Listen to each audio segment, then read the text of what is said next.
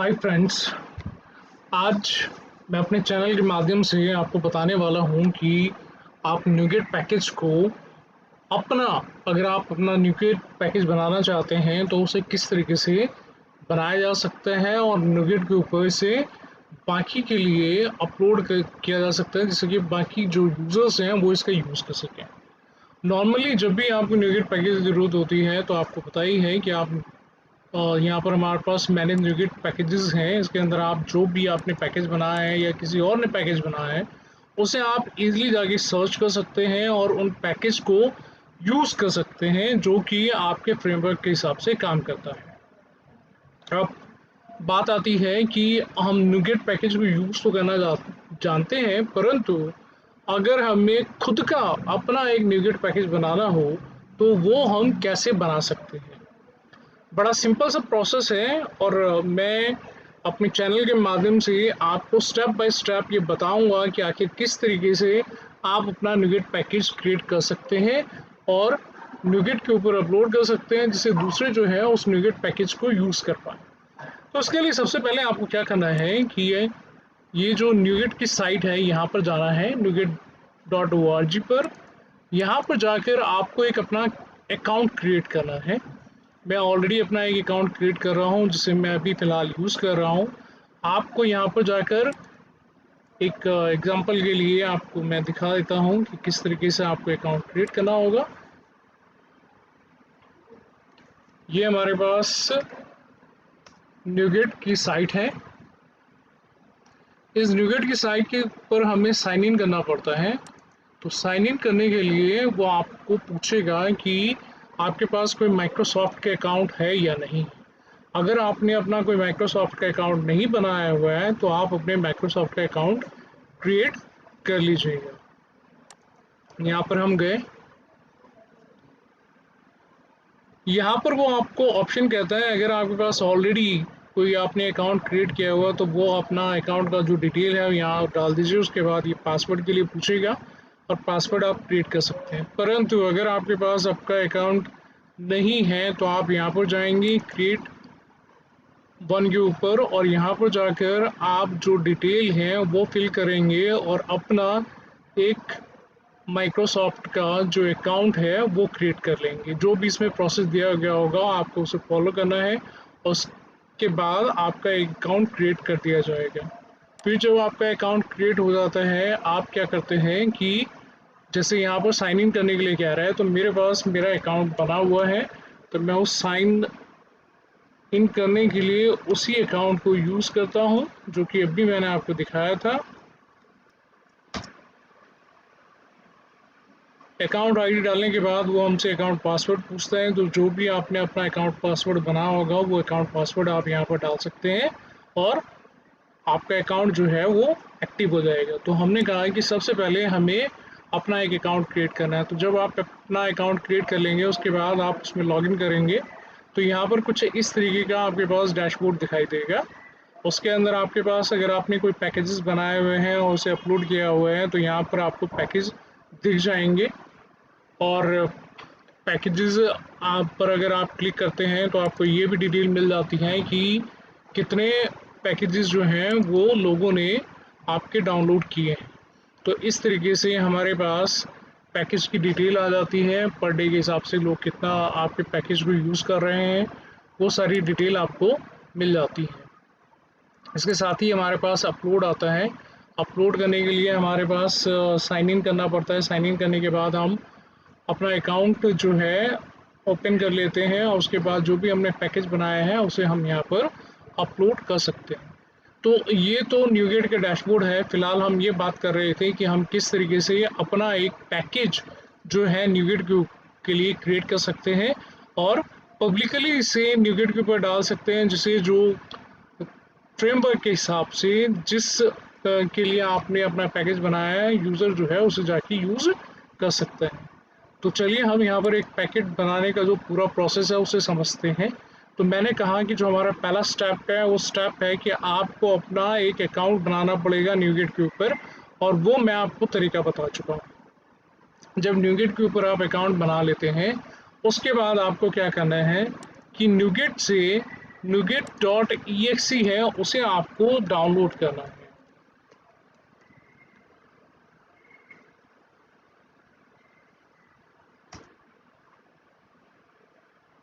यहाँ पर ये देखिए, ये NuGet गैलरी है। यहाँ पर आपको NuGet का जो भी आपके पास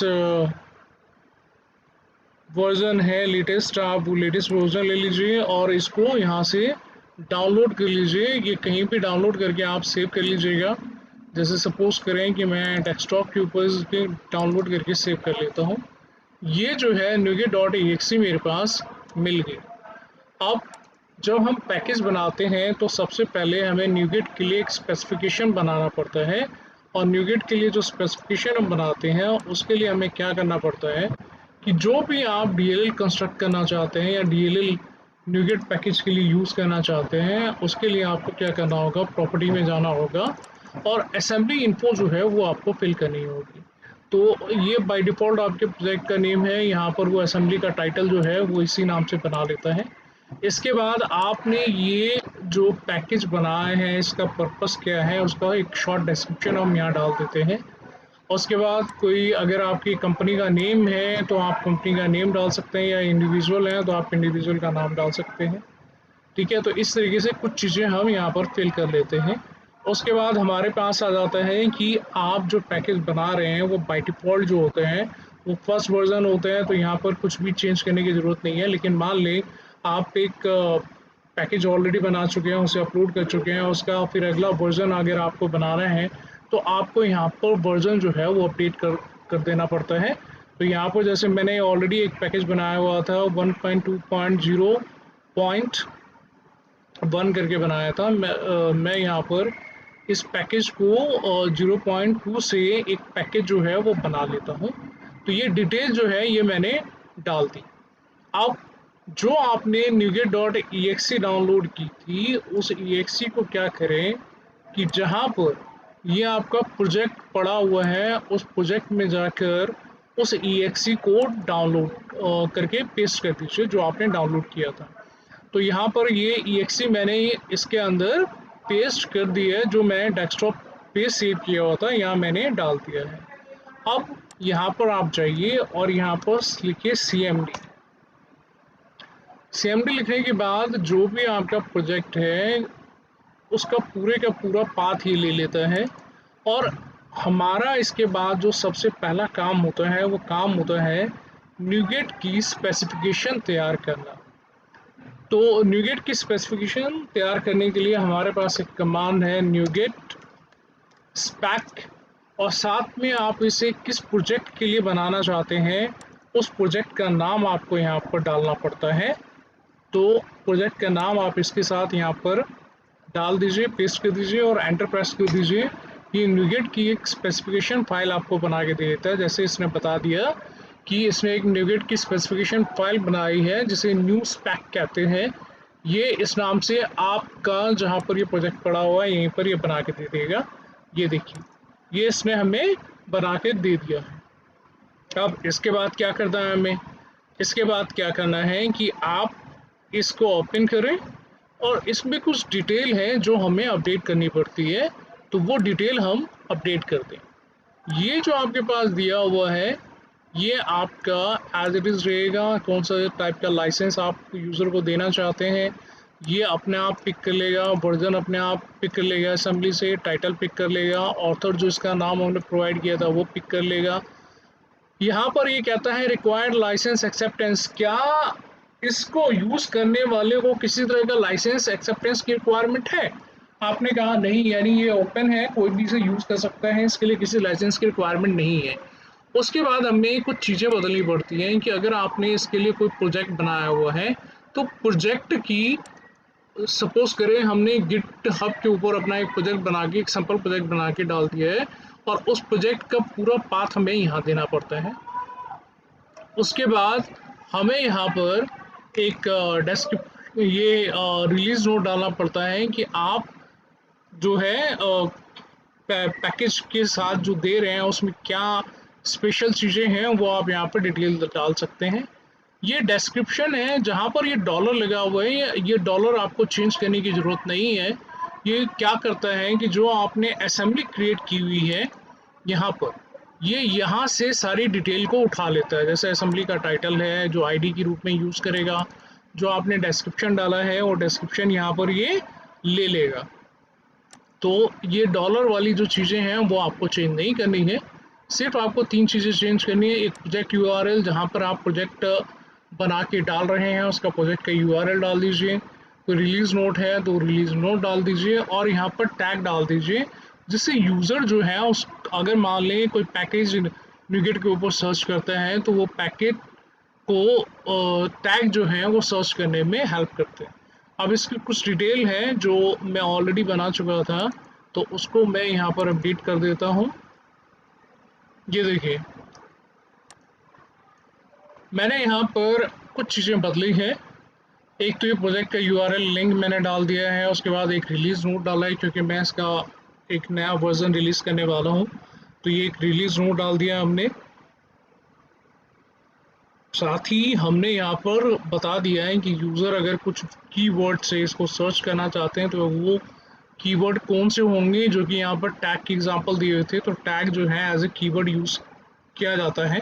तो इसके बेस पर चाहे सी शार्प हो, लोडिंग एनिमेशन हो, WPF कस्टम लोडर हो, WPF एनिमेटेड लोडर हो, WPF एसिंग कस्टम लोडर हो, तो इस तरीके से अगर कोई वर्ड वहाँ पर सर्च किया जाता है तो उसके बेस पर ये फ़िल्टर होकर हमारा जो न्यूगेट पैकेज है वो दिखना शुरू हो जाता है। तो सबसे पहला स्टेप जो मैंने आपको बताया, पहला स्टेप था अकाउंट क्रिएट करना। दूसरा स्टेप है यहाँ पर आपको एक न्यूगेट स्पेक जो है वो आपको तैयार करना है। जब आप न्यूगेट स्पेक तैयार कर लेंगे तो आपको जब भी अपने DL को कहें कि न्यूगेट पैकेज बनाना है तो वो हमेशा आपको रिलीज़ मोड में ही बनाना होगा। रिलीज़ मोड में बनाने से पहले एक काम आप और कर सकते हैं कि यहाँ पर इसके प्रोस फाइल में चले जाएं और प्रोस फाइल को आप ओपन कर लें।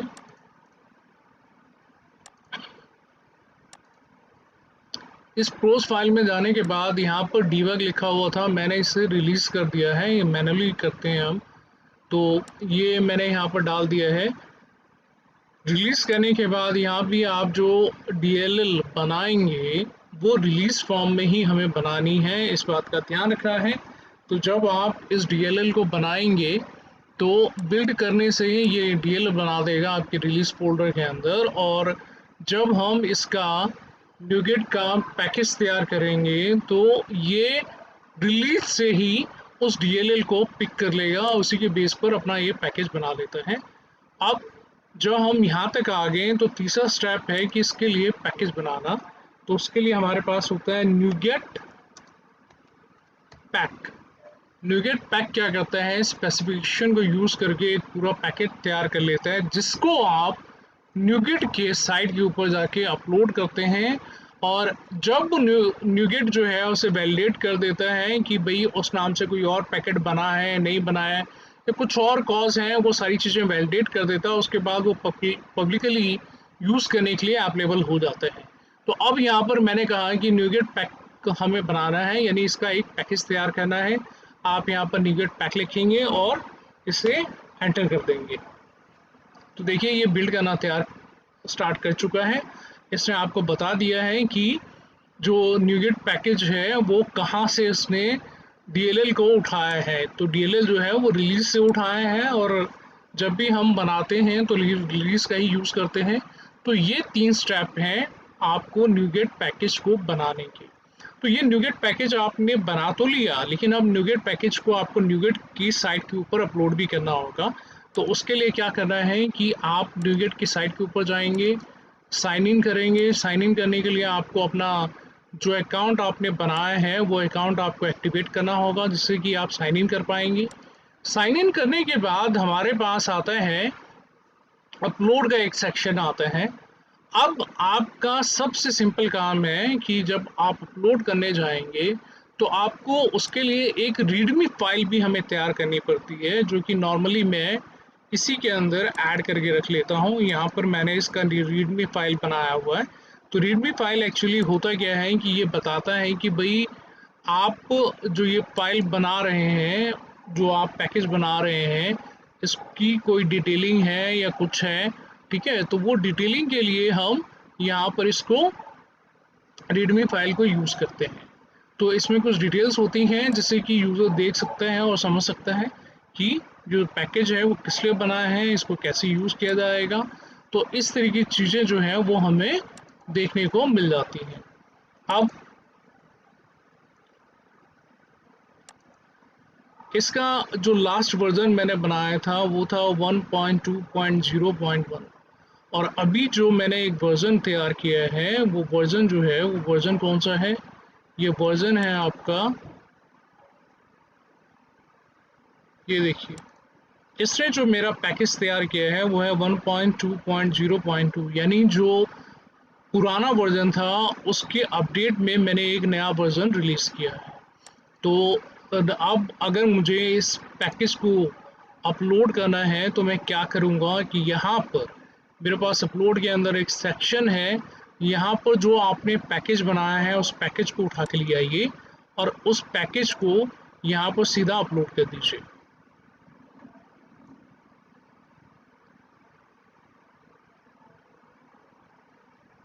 तो जब भी आप एक पैकेज बनाते हैं उसके साथ वो बार बार जितनी भी डिटेल आपने असेंबली के अंदर दी हुई थी, जैसे कि जिस नाम से आपने असेंबली बनाई थी वो एज ए पैकेज आईडी आ जाता है, उसके बाद उसका वर्जन उसमें जो भी आपने डाला है वो अपडेट कर देता है, जो भी उसका ऑथर है वो बता देता है, लाइसेंस जो है वो हमने किस तरह का दिया है वो उसे बता देता है। अगर आपकी इस प्रोजेक्ट के अंदर कोई डिपेंडेंसी अगर आपने डाली हुई है, डिपेंडेंसी यानी आपका पैकेट जो है किसी और डीएलएल के ऊपर भी डिपेंड करता है, तो वो उस डीएलएल को भी ले आता है। आपका पैकेज जो है किस वर्जन को सपोर्ट करता है, किस फ्रेमवर्क लेवल को सपोर्ट करता है वो भी हमें बता देता है। यहाँ पर उसने बताया है जो फ्रेमवर्क है वो 4.7.2 है, यानी आप इसको 4.7.2 के लिए या उसके ऊपर जो वर्जन है उसी के लिए यूज़ कर सकते हैं, उससे नीचे वर्जन में ये इसको सपोर्ट नहीं करेगा। इसने ऑथर नेम दे दिया है। तो यहाँ पर अब हमें क्या करना है कि ये जो मैंने लोडिंग के टैग बनाए थे वो टैग इन्होंने यहाँ पर डाल दिए हैं। अब हमें क्या करना है कि जो रीडमी फाइल हमने बनाई थी उस रीडमी फाइल को हमें लाकर इसके अंदर अपडेट कर देना है।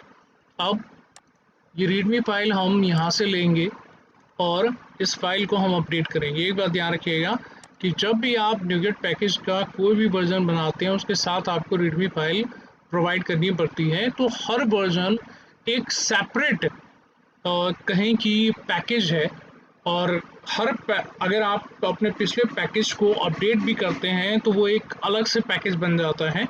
तो इसीलिए हर पैकेज के साथ हमें एक रीडमी फाइल प्रोवाइड करनी पड़ती है। तो यहाँ पर क्या करेंगे, हम जो फाइल रीडमी वाली हमने बनाई थी उसके अंदर जाएंगे और वहाँ से इस फाइल को हम सिलेक्ट कर लेंगे।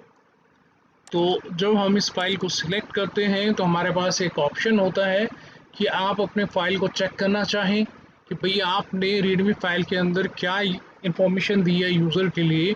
तो आप यहाँ प्रीव्यू करेंगे और प्रीव्यू में आपने जो भी उसके अंदर लिखा है वो सारी चीज़ें आपको दिख जाएंगी।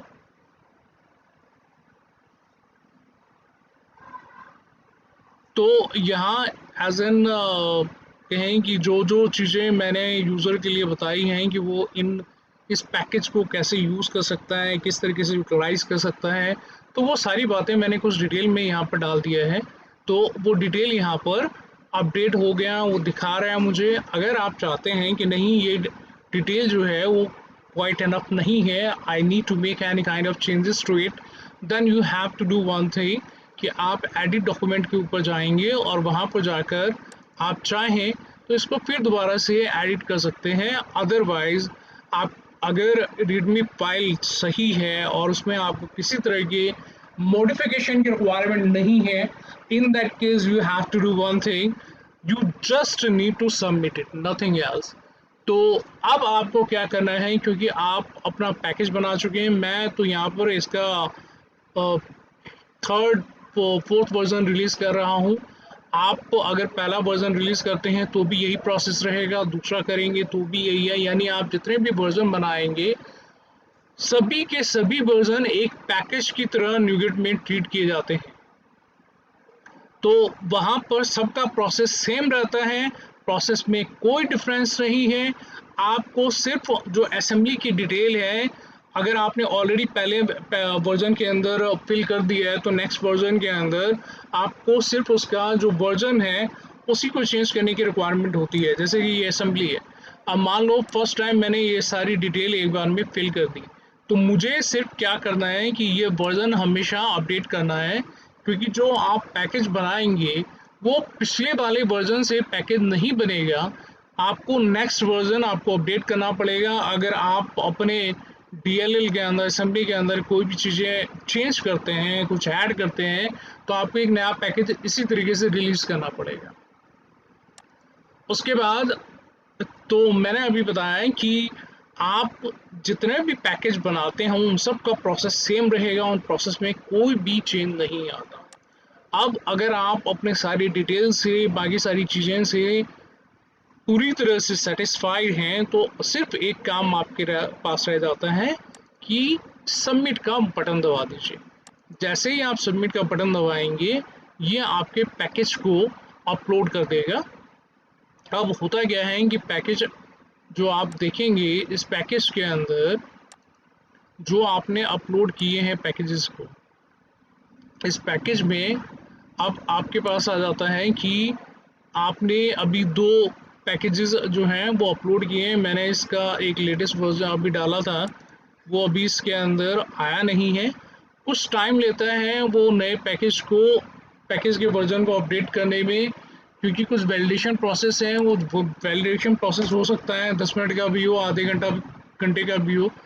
तो ये डिपेंड करता है, जब आपका पैकेज पूरी तरह से वैलिडेट हो जाएगा तो ये जहाँ पर भी यूज़ करना चाहें उसके अंदर आप उस पैकेज को NuGet के अंदर ढूंढेंगे मैनेज वाले में, तो वो आपको ईजिली अवेलेबल हो जाएगा और आप जैसे चाहें वैसे यूज़ कर सकते हैं।